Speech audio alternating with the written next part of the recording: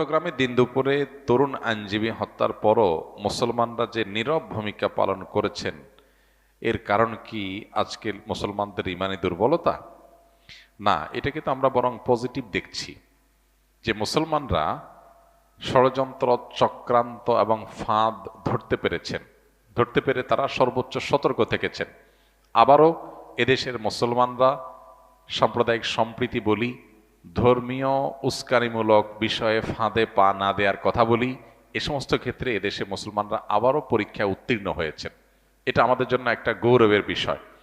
পৃথিবীর অনেক তথাকথিত উন্নত দেশ আছে, অনেক সমাজ আছে যাদের চাইতে আমাদের দেশের মানুষজন অন্য ধর্মাবলম্বীদের ধর্মীয় বিষয়ে অতিরিক্ত সহনশীল এবং বিশেষ সংবেদনশীল বিষয়গুলোতে তারা অত্যন্ত যত্নশীল এবং অত্যন্ত সংযমী। এটা আবারও প্রমাণিত হয়েছে।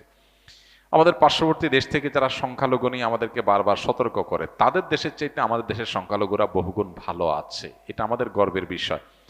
এমনকি তারা তাদের বিভ্রান্ত কেউ যখন ষড়যন্ত্র বা ফাঁদ পাতে, তখনও মুসলমানরা সে ফাঁদে পাড়া দেয় না। এটা মুসলমানদের বিচক্ষণতার প্রমাণ। এটি হয় মূলত ইসলামের শিক্ষার কারণে। ইসলাম আমাদেরকে ধৈর্য এবং সহনশীলতা এবং সংযমের শিক্ষা দিয়েছে। বিশেষ করে যখন কোনো ঘটনা ঘটিয়ে মুসলমানদেরকে ক্ষতিগ্রস্ত করার চেষ্টা করা হবে, তখন মুসলমানরা সেটা বুঝতে পেরে সযত্নে সেটাকে অ্যাভয়েড করতে পারা, এটা আমাদের মুসলমানদের সাফল্য এবং ইসলামই আমাদেরকে এই শিক্ষাটা দিয়েছে, ধৈর্যশীলতার শিক্ষা। দ্বিতীয়ত, এদেশের ধর্মীয় নেতৃত্ব যে আছেন, ওলামা একরাম, তারা সবসময় সাধারণ মানুষকে সঠিক সিদ্ধান্তটা গ্রহণ করার জন্য সহযোগিতা করেন, গাইড করেন, চেষ্টা করেন যাতে মানুষ বিভ্রান্ত না হন। এই জন্য সঠিক সময়ে সঠিক পরামর্শটা ওলামা একরাম দিয়ে থাকেন, যার ফলশ্রুতিতে এদেশে ইতিহাসে কখনো ধর্মীয় দাঙ্গা বলতে যা বোঝানো হয় সেরকম কোনো কিছুই ঘটে নেই। আমাদের পার্শ্ববর্তী দেশ ভারতে যেরকম সংখ্যালঘু সেখানকার মুসলমানরা ভালো নাই, সেটা প্রতিনিয়ত আমরা জানি। সে কাশ্মীরে কি গুজরাটে, বিভিন্ন জায়গায় যেখানে মুসলমানদেরকে শত শত হাজারো মানুষকে একসাথে জবে করা হয়, সেখানে আমাদের দেশে সংখ্যালঘুদের প্রতি এরকম কোনো হামলা, এরকম বিচ্ছিন্ন কিছু ঘটনা তো সব জায়গায় কম বেশি ঘটে। এর বাইরে এরকম কোনো ঘটনা এখানে ঘটে না। এখানকার যা ঘটে সংখ্যাগুরুদের উপরে, তার বেশিরভাগই রাজনৈতিক উদ্দেশ্যে, রাজনৈতিক কারণে। তো সংখ্যালঘুরা যদি নিজেদেরকে রাজনৈতিক কাজে ব্যবহার করতে না দেন, তাহলে এগুলো বন্ধ হয়ে যাবে ইনশাআল্লাহ। আমরা দোয়া করি আল্লাহ তাআলা আমাদের প্রিয় স্বদেশকে সকল প্রকার ফিতনা এবং শয়তানি চক্রান্ত থেকে আমাদেরকে হেফাজতে রাখুন, এবং এদেশে মানুষের, সব ধরনের মানুষের মধ্যে মিলেমিশে থাকার যে চেষ্টা আছে, সেটা একটা ভালো দিক। পশ্চিমারা অনেক দেশের মানুষরা আমাদেরকে সকাল বিকাল দুপুর নিয়ম করে নসিহত করে আমরা যেন সংখ্যালঘুদের অধিকারের উপরে সচেষ্ট থাকি, অথচ তাদের দেশের মুসলমানরা অনেকেই আছে, অনেক দেশ আছে যাদের দেশে মুসলমানরা ভালোভাবে মসজিদ করে প্রকাশ্যে দিনের অনেক কাজ তারা করতে পারে না। অনেক কাজের স্বাধীনতা তারা যেমন দেয়, অনেক ক্ষেত্রে আবার কুণ্ঠাসাও করে রাখে। অতএব তাদের মুখে মানায় না আমাদেরকে সবক দেওয়া। আলহামদুলিল্লাহ, বাংলাদেশে মানুষ এবারও ধৈর্যশীলতার পরিচয় দিয়েছে, সামনে আমাদেরকে দিতে হবে। তবে যখন যতটুকু প্রতিবাদ, আন্দোলন, সংগ্রাম করা দরকার হবে, আমরা আশা করব যে ওলামা একরাম, আমাদের সিনিয়র ওলামা একরাম আমাদেরকে গাইড করবে এবং সেই অনুযায়ী আমরা পরিচালিত হব। আল্লাহ তাআলা আমাদেরকে সংযমী জীবনযাপন করার তৌফিক দান করুন। যে সময় যে পদক্ষেপ গ্রহণ করলে মুসলমানদের স্বার্থ রক্ষা হবে, আল্লাহ তাআলা সে সময় সেই পদক্ষেপ গ্রহণ করার তৌফিক আমাদেরকে দান করুন। কিছুদিন পূর্বে আমাদের এক মুসলিম ভাইকে বিধর্মীরা হত্যা করেছে। এর জবাবে আমাদের কি করা উচিত এবং তিনি কি শহীদি মর্যাদা পাবেন কিনা? নবী করিম সাল্লাল্লাহু আলাইহি ওয়াসাল্লামের হাদিসের আলোকে আমরা জানি, যে ব্যক্তি জুলুমের শিকার হয়ে মারা যায় সে শহীদের মর্যাদা পায়।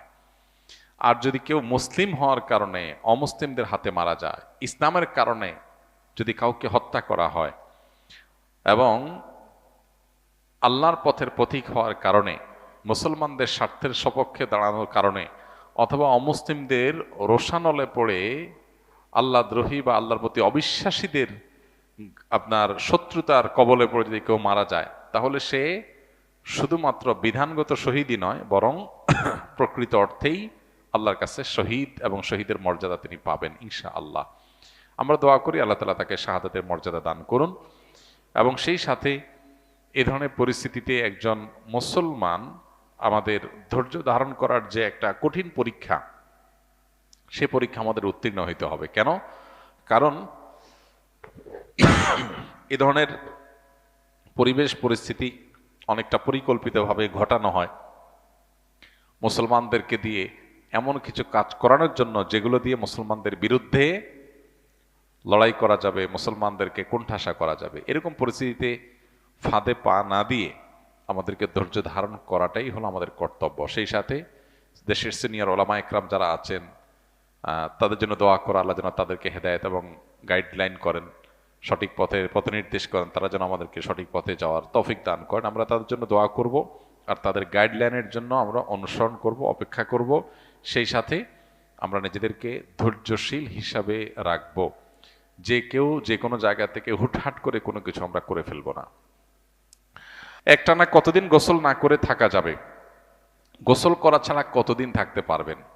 যিনি প্রশ্ন করছেন হয়তো শীতকালে গোসল করতে তার অসুবিধা হয়। আল্লাহ তাআলা এই ভাইটার কষ্ট দূর করে দেখ, আমরা তার জন্য দোয়া করি। কতদিন টানা গোসল না করে থাকা যাবে এরকম কোনো বাইন্ডিংস বা এরকম কোনো সময়সীমা আসলে ইসলাম দেয় নাই।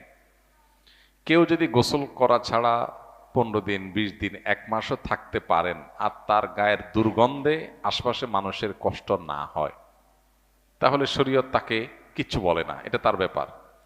তার দুর্গন্ধ তিনি যদি কোনোভাবে রিকভার করতে পারেন আতর দিয়ে, সেন্ট দিয়ে, কোনোভাবে, এবং যদি নিজে সুস্থ থাকতে পারেন, অন্য কাউকে তার গায়ের দুর্গন্ধে অস্বস্তিতে না ফেলেন, তাহলে সেক্ষেত্রে তিনি এভাবে গোসল না করে যতদিন খুশি ততদিন না থাকতে পারেন, ততদিন থাকতে পারেন। বিশেষ করে যতদিন ফরজ গোসল না হবে। ফরজ গোসল যদি হয়ে যায় তখন তো তাকে গোসল করতেই হবে। তবে এটা হলো জায়েজের কথা, যে এটা সুযোগ আছে, কিন্তু এটা মুসলমানের জন্য আল্লাহ সুবহানাহু ওয়া তাআলার পক্ষ থেকে অ্যাডভাইস করা প্রেসক্রিপশন নয়। অ্যাডভাইস করা প্রেসক্রিপশন হলো প্রতি সপ্তাহে কমপক্ষে জুমার দিনে মুসলমান গোসল করবে। নবী করিম সাল্লাল্লাহু আলাইহি ওয়াসাল্লামের সুন্নাহ শুক্রবারে সুন্দর করে ভালোভাবে উত্তম রূপে পরিষ্কার করে ফ্রেশ হওয়া, গোসল করা। কেন? কারণ জুমার নামাজে যখন আমরা আসব, ইসলামের সামাজিক সৌন্দর্যের একটা দিক এটা, তখন আমরা পরিষ্কার ফ্রেশনেস নিয়ে আসব, আমার পার্শ্ববর্তী মুসল্লি ভাইয়ের যেন কষ্ট না হয়। অনেকে আছেন এত কাছে গিয়ে কথা বলেন, মুখের দুর্গন্ধে আরেকজনের কষ্ট হয়, তার এই সেন্স নাই, ভালো মুসলমান না। ভালো মুসলমান তার সেন্স থাকবে, তার শরীরের কোনো দুর্গন্ধ দিয়ে আরেকজনের কষ্ট হতে পারবে না। আল মুসলিমান সালিম আল মুসলিমিনা মিন লিসানি ওয়া ইয়াদি, আমাদের কোনো আচরণ দ্বারা কারো কষ্ট হতে পারবে না। তো এই জন্য সপ্তাহে একদিন জুমার দিন পর্যন্ত আপনি গোসল না করে থাকলেন, জুমার দিন গোসল করে আসলেন, তাহলে সুন্নত আদায় হয়ে যাবে। কিন্তু শর্ত হলো নিজে সুস্থ থাকতে পারবেন কিনা, আর দ্বিতীয়ত হলো অন্য কোনো কারোর কষ্টের যেন কারণ না হয়। অনেকে আছে তাদের গায়ে দুর্গন্ধ বেশি হয় না, অনেকে আছে যে একদিন গোসল না করলেই দুর্গন্ধ অবস্থা খারাপ হয়। অতএব এটা ব্যক্তি ভেদে পার্থক্য হবে। তো এমন কোনো কথা নেই যে এতদিন গোসল ছাড়া থাকা যাবে। তবে গোসল ছাড়া খুব বেশি দিন থাকাটা প্রশংসার কোনো বিষয় নয়। ইসলাম আমাদেরকে পরিচ্ছন্ন থাকতে বলেছে, পরিষ্কার থাকতে বলেছে।